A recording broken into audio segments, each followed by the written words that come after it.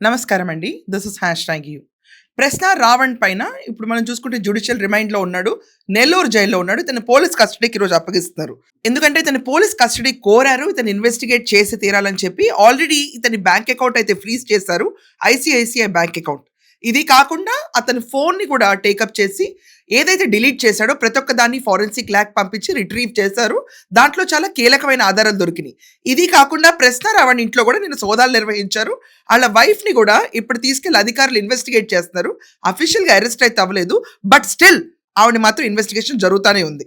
ఇదంతా అందరికి అర్థమైంది. ఇంట్లో ఏమైనా మావోయిస్ట్ భావజాలాలున్న పుస్తకాలు గానీ, ఏమైనా మెటీరియల్ గానీ దొరుకుతుందా అని వెతికారు పోలీసులు. I think they got something or they may not have not got something. ఇంకా బయటకి ఇన్ఫర్మేషన్ అయితే రాలేదు. బట్ ఇతని ఫోన్‌లో మాత్రం మావోయిస్ట్ భావజాలాలు దొరికాయని చెప్పి ఇప్పటిదాకా అందరికీ తెలిసిన విషయమే.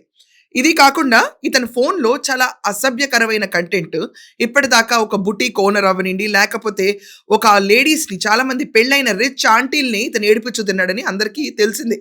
ఆళ్ళ దగ్గర వీడియోస్ వీడియోస్ తీసి విచ్చలవిడిగా అంటే ఇతనికి కూడా ఒంటి మీద ఏ బట్ట లేకుండా, వాళ్ళకి ఏ బట్టలు లేకుండా వీడియోలు తీసేసి, ఆ వీడియోలనే వాళ్ళకి పంపించి పెళ్ళైన స్త్రీలైతే బెదిరిపోతారు, భయపడతారు ఆబ్వియస్‌లీ. ఇతను ట్రాప్‌లో పడి 9-10 మంది మహిళలు బలయ్యారు. ఇది ఇతని స్కెచ్. ఇది నిన్న మాట్లాడాం. కానీ విచిత్రంగా ఈ కేసులో పాక్సో ఇన్వాల్వ్ అవబోతుంది.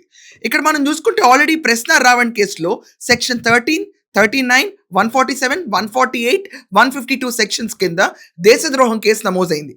ఇది కాకుండా ఇతని పైన పవన్ కళ్యాణ్ గారిని దూషించినందుకు 102 కేసులు నమోదైనని అని బయట వినిపిస్తున్న వార్తలు.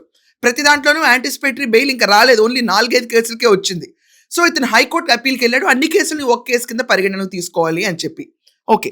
ఇతను ఫోన్ తీసుకున్న తర్వాత చాలా నీచమైన ఇన్ఫర్మేషన్ బయటకు వచ్చింది. నిన్న నేను మీకు చేశాను ఒక వీడియో, కావాలంటే చూడండి. ఈరోజు బయటకు వస్తున్న ఇన్ఫర్మేషన్ ఏంటంటే దీంట్లో ఇన్వాల్వ్ అయిన మహిళల్లో యువతులున్నారు, దాని తర్వాత ఆంటీస్ ఉన్నారు. ఇది చాలా విచిత్రంగా మారబోతున్న పరిణామం. ఎవరైతే పెళ్ళిళ్ళయి ఉన్నాయో వాళ్ళతో ఇతను వీడియోలు పంపించి బెదిరించి డబ్బులు వసూలు చేశాడు. ఒక బుటీక్ ఓనర్ అయితే లిటరల్లీ ఆవిడ షీ ఈస్ రిప్డ్ ఆఫ్. ఆవిడ దగ్గర డబ్బులు లేవు. అంతగా నిండిపోయింది ఇతని ఐసీఐసీఐ బ్యాంక్ అకౌంట్‌కి. ఇది కాకుండా ఇతనికి ఒక పేజ్ ఉంది, యూట్యూబ్ పేజ్ ప్రశ్న అని చెప్పి. సో ప్రశ్న ఛానల్‌ని డిలీట్ చేయాలని చెప్పి మెటాకి కూడా ఎళ్లారు. సో మెటా వాళ్ళు మాత్రం అంత కన్సిడరబుల్‌గా రియాక్షన్ ఇవ్వలేదు. ఓన్లీ వీడియోస్ ఏదైతే అభ్యంతరకరంగా ఉన్నాయో వాటిని తీసేస్తా ఉన్నారు. ప్రశ్న టీమ్‌లో పనిచేస్తున్న ప్రతి ఒక్కళ్ళ పైన ఈరోజు పోలీసులు నిఘా పెట్టారు. వాళ్ళు పరారులో ఉన్నారు. వాళ్ళని కూడా అరెస్ట్ చేద్దామని ఇన్వెస్టిగేట్ చేయడానికి definitely they may need them కదండీ. సో వాళ్ళు మాత్రం పరారులో ఉన్నారు. ఈ ప్రశ్న రావణ్ ఫోన్‌లో ఏమున్నాయి? ఓన్లీ ఆంటీలు ఉన్నారా అంటే కాదు. దీంట్లో కొంతమంది 16, 17 ఏళ్ల బాలికలు కూడా ఉన్నారు ఇతను చేసిన పైశాచికత్వంలో అని చెప్పి బయటకొస్తున్న నిజాలు. 2019లో ఇతనికి పెళ్ళైంది. 2024 దాకా ఈళ్ళ వైఫ్ అనుషని ఇతను టార్చర్ చేసేవాడని చెప్పి బయట మాట్లాడుకుంటున్నారు అందరూ. విపరీతమైన టార్చర్ అంట. ఇది కూడా ఒక లవ్ మ్యారేజ్. లవ్ మ్యారేజ్ పక్కన పెడితే ఈ క్యాండిడేట్ 2019 కంటే ముందు అతి నీచమైన చరిత్ర.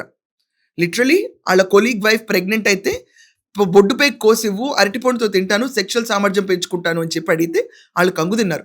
ఒక అమ్మాయిని ఇలాగే హింసిస్తే ఆ అమ్మాయి ఎక్స్‌ప్రెస్ చేస్తే ఉద్యోగం నుంచి పీకి పక్కన పడేశారు.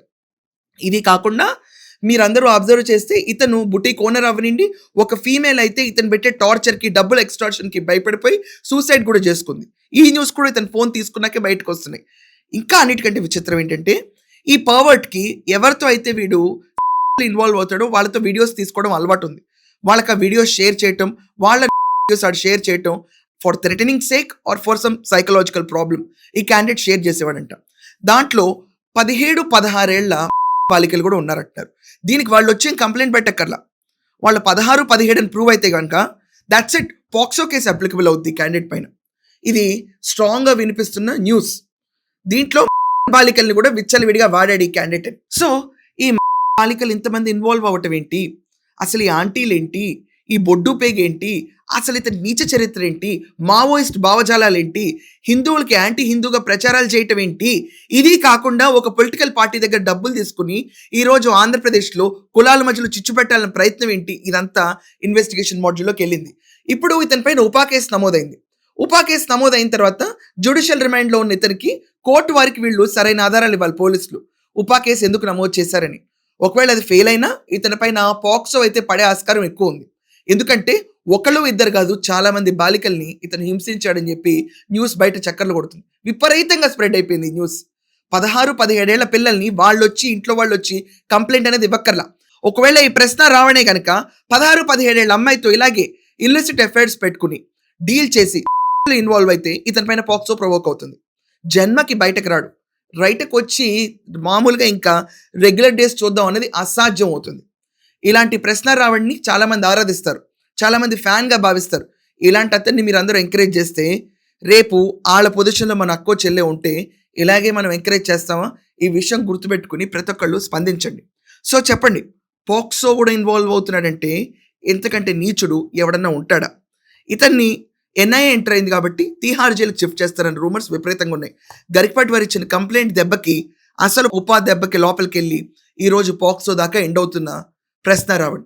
సో రాయండి మీ ఒపీనియన్స్ ఖచ్చితంగా. That's all for now. Thank you.